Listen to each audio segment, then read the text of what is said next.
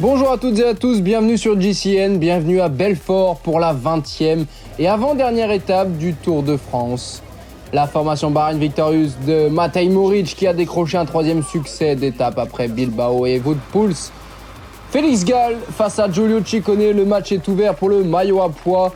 Est-ce que Thibaut Pinot, à domicile sur ses routes, va-t-il pouvoir aller chercher la victoire d'étape, lui qui va évidemment clore le chapitre de sa carrière dans quelques mois à l'issue de cette année 2023. Jonas Vingegaard en route vers un deuxième sacre sur les routes du Tour de France. Autant de questions, de sujets que l'on va aborder sur ce résumé entre Belfort et le Markstein. Une étape relativement courte, 133 km 500, avec très rapidement le ballon d'Alsace en deuxième catégorie. Puis le col de la Croix des Moinas, le col de Grosse-Pierre, le col de la Schlourte. Et dans le final, en première catégorie, le petit ballon et le col du Platservassel avant de finir au Markstein. Comme le Tour de France Femmes avec Zwift l'an dernier, Van Vleuten avait écrasé la concurrence et regardez les pourcentages dans l'enchaînement petit ballon Platservassel, 1163 mètres d'altitude. Ce n'est pas le plus haut sommet du Tour, loin de là, comparé au col de la Lose, mais attention, il y a des pourcentages sévères au-delà de 9%. Et c'est surtout très dur, l'enchaînement de toutes ces difficultés, 10,4% même dans le Platservassel. On atteindra 1193 mètres d'altitude et puis un petit morceau plus facile avec même des passages en légère descente pour atteindre le Markstein. Regardez l'enchaînement petit ballon Platservassel, pas piqué des hannetons. Le ballon d'Alsace qui accueille la première difficulté de cette étape et il y en a un petit peu partout des coureurs. La formation Lidl Trek qui a placé 3 coureurs aux 3 premières places du classement de la montagne avec Giulio Ciccone prenant les 5 premiers points de la journée. Et ici dans ce virage à gauche, la chute de Carlos Rodriguez, le 4e du classement général à 12 minutes de la tête, avait aujourd'hui pour ambition d'aller monter sur le podium et de doubler Adam Yates. Eh bien ça commence mal, Sepp également touché au niveau du visage. La course qui se poursuit, de nouvelles attaques et Giulio Ciccone de nouveau à l'avant, accompagné notamment de Mathias Kelmoz, où on vous retrouve Chris Neyland ou encore Warren Barguil. Ça relance derrière avec la Groupama FDJ, emmené par Thibaut Pinot, le franc-comtois qui opère la jonction juste avant le sommet. Giulio Ciccone va prendre les points et derrière Uran Vermark et Valentin Madouas vont également rentrer. On retrouve Van Gils ou encore Pidcock à l'avant, mais la formation UE a décidé de jouer l'étape pour Tadej Pogacar. Il roule avec Marc Solé, alors qu'au sommet de la Schlourte, c'est fait. Giulio Ciccone sera le meilleur grimpeur de ce Tour de France 2023. Il peut savourer le sourire en coin de Mathias Kelmoz Jensen, son équipier qui a fait du gros travail pour lui tout au long de cette dernière semaine. Giulio Ciccone, meilleur grimpeur de ce Tour de France. Thibaut Pinot, lui, a décidé de partir seul et d'honorer ce qui sera sa dernière participation au Tour de France. Et regardez dans ce virage, Pinot, il y a des centaines et des milliers de spectateurs qui l'acclament, qui sont venus depuis tard hier soir ou tôt ce matin. Il est passé en tête du petit ballon, 10 points au classement de la montagne, mais c'est plus que ça pour Thibaut Pinot, qui malheureusement n'aura pas la chance d'avoir une grande avance au pied du Platservassel. David Gaudu à l'arrière du peloton maillot jaune et la chute du Breton, 10e du classement général. Il a une chute un petit peu bête, on ne sait pas trop ce qui s'est passé, il a glissé, perdu l'arrière probablement. Alors qu'on arrive dans le Platservassel, tout est à refaire quasiment pour les hommes de tête qui voient Pogacar et Vingegaard revenir, puis faire du surplace, puis redémarrer. Félix Gall très fort également qui rentre de l'arrière. Et les hommes de tête Pidcock, Barguil et Pinot sur le point d'être repris à 4 km du sommet. Il y a Gall, Vingegaard et Pogacar derrière, un groupe de 6 donc à l'avant, avec 2 Français. Mais attention, Pinot ne peut plus suivre. Gall qui a accéléré, Thibaut Pinot en difficulté. Avec Warren Barguil également, ils ne sont plus que 3 à l'avant. Pogacar, Vingegaard et Gall.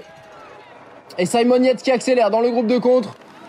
Adam Yates également. Tom Pidcock qui va attendre Carlos Rodriguez. Carlos Rodriguez qui a désormais sa 4e place en danger car Simon Yates le menace. Les 2 frères Yates, comme à Bilbao lors de la première étape. Un duo qui fonctionne bien, c'est Félix Gall qui prend le maximum de points. Il aura peut-être quelques regrets. L'Autrichien qui aurait pu titiller Giulio Ciccone au classement de la montagne. Ça discute pas mal entre Gall et Vingegaard. Pogacar lui se régale, il se frise la moustache avec derrière Simon et Adam Yates qui reviennent. Ça fait 2 coureurs des Émirats Arabes Unis dans ce groupe de 5 coureurs, 2 Yates également. On est sous la flamme rouge, 5 coureurs pour la victoire d'étape. Simon Yates qui aimerait bien aller la chercher, Adam Yates qui en a déjà gagné une, Vingegaard, Gall et Pogacar également. Et qui va aller chercher son deuxième succès d'étape sur les routes du Tour de France? Oh, Vingegaard qui prend l'intérieur à 200 mètres de la ligne. Vingegaard qui aimerait bien lever les bras après sa victoire sur le chrono. Mais Pogačar a un meilleur jump. Et c'est Tadej Pogačar qui va aller chercher la victoire d'étape. Le maillot blanc sur les épaules après sa défaillance plus tôt dans la semaine. Pogačar espérait bien aller chercher cette victoire d'étape. Et bien elle est là devant Félix Gall, Jonas Vingegaard et les frères Yates, Simon et Adam. Parfait travail d'Adam Yates qui va aller chercher la 3e place du classement général devant son frère d'ailleurs. Pello Bilbao qui donne tout ce qu'il a pour couper la ligne avec Warren Barguil et Thibaut Pinot. L'enfant du pays qui sera le plus combatif de l'étape. Et de nouvelles arrivées avec cette fois-ci Carlos Rodriguez. Au fond, le coureur de la formation Ineos. Le visage touché et le corps également.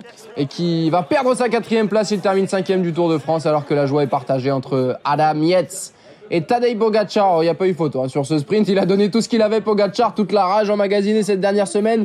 Sans doute un petit peu de frustration suite à sa chute, à son temps perdu. On va pas forcément parler de défaillance, mais à son temps perdu sur les pentes du col de la Lose et également sur le chrono de la veille. Warren Barguil 6e de l'étape devant Thibaut Pinot. Tobias Johansen 9e qui a terminé dans le groupe de Carlos Rodriguez. Thomas Pidcock 18e, Guillaume Martin 20e et David Gaudu 24e. Il perd 5 minutes aujourd'hui, David Gaudu. Mais il va garder sa 9e place. Il va même prendre la 9e place du classement général et doubler Sepp Kuss, victime d'une chute qui a perdu beaucoup de temps aujourd'hui. Le classement général est donc dominé par Jonas Vingegaard qui va gagner son 2e Tour de France. Il devance Pogačar de 7 minutes 30, Adam Yates de près de 11 minutes. Simon Yates est 4e devant Carlos Rodriguez et Pello Bilbao, les 2 Espagnols. Jay Hindley, vainqueur d'une étape à la Reims, termine 7e. On le pensait possiblement sur le podium, et bien non, il a bien craqué. Alors que Giulio Ciccone, lui, a près de 10 minutes. Savoure 105 points au compteur, ce qui lui permet d'être le meilleur grimpeur de ce Tour de France 2023. Premier italien depuis Claudio Capucci en 1992. Ça remonte. Félix Gall est 2e et Jonas Vingegaard 3e de ce classement. On s'attendait peut-être à une plus grosse bataille pour le classement de la montagne, mais finalement ça s'est bien coupé pour Ciccone.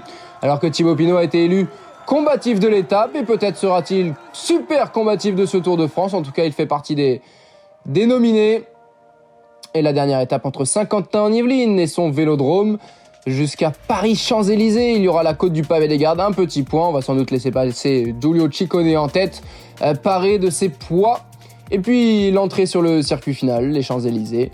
Le traditionnel sprint qui attend Jasper Philipsen, son maillot vert, mais également les quelques sprinteurs qu'il reste. On pense à Dylan Groenewegen, à Brian Kocher évidemment, à Mats Pedersen qui a été l'un des seuls en mesure de le battre en confrontation directe sur les routes de Limoges. Ce sera à suivre en intégralité juste après le Tour de France Femmes avec Zwift. Il ne faudra pas oublier la première étape de l'épreuve féminine au Tour de Clermont-Ferrand.